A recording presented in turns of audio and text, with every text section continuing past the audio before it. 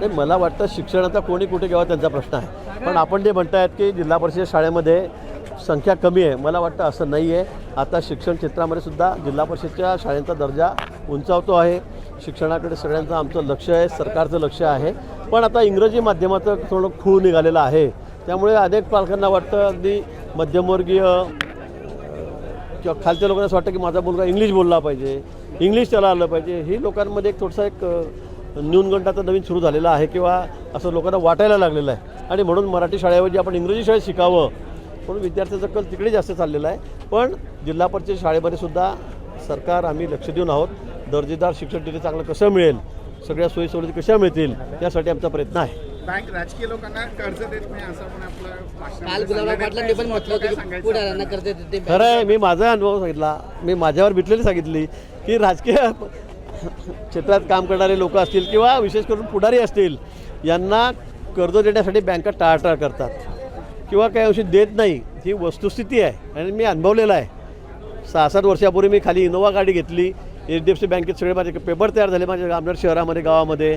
नंतर वरती ज्यावेळेला सँक्शनसाठी गेलं त्यांना कळालं की हे मंत्री आहेत, आमदार आहेत, त्यामुळे त्यांनी माझी फाईल रिजेक्ट केली. मी त्यांना विचारलं तर ते उत्तर द्यायला तर नाही साहेब आम्ही देतच नाही. मग मी नंतर खूप खोलात गेलो तर त्यांना असं वाटतं की यांच्याकडून वसुली कोण करेल, गाडी ओढून द्यायची म्हटलं तरी ओढ देतील का, अशी भीती किंवा मागचा अनुभव त्यांचा की असा वेगळा वाईट असेल, त्यामुळे त्यांनी असं म्हटलं असेल. मला असं वाटतं भाजप प्रवेश घेत असेल, कोणी असेल, आता सध्या निवडणुका तोंडावर आहेत, समोर आहेत.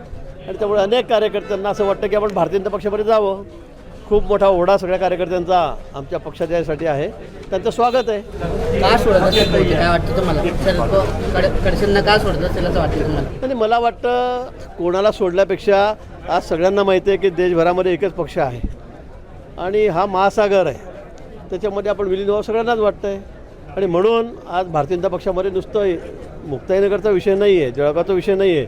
आपण आता बघा येणाऱ्या काही काळामध्ये आपण दररोज बघतात की मोठ्या संख्येमध्ये मोठे पदाधिकारी आहेत, माजी आमदार असतील, खासदार असतील, राजकीय क्षेत्रातले मोठे मातब्बर असतील, सहकार क्षेत्रातले मोठे मातब्बर नेते आहेत, हे सर्व भाजपमध्ये प्रवेश करण्यासाठी उत्सुक आहेत. आणि त्याचाच हा एक भाग असेल.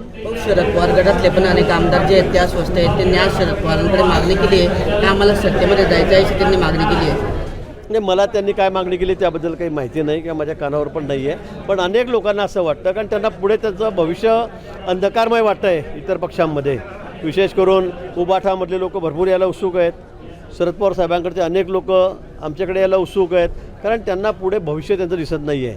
आज मोदीजींच्या नेतृत्वाखाली देश ज्या गतीने पुढे जातो आहे, ज्याची घोडदौड विकासाची चाललेली आहे, देवेंद्रजी या ठिकाणी राज्यामध्ये मुख्यमंत्री आहेत, जी कामाची पद्धत, त्यांची कामाचा आवाका, याकडे बघून सगळ्यांना असं वाटतं की आता आपलं पुढे भविष्य अंधकारमय आहे.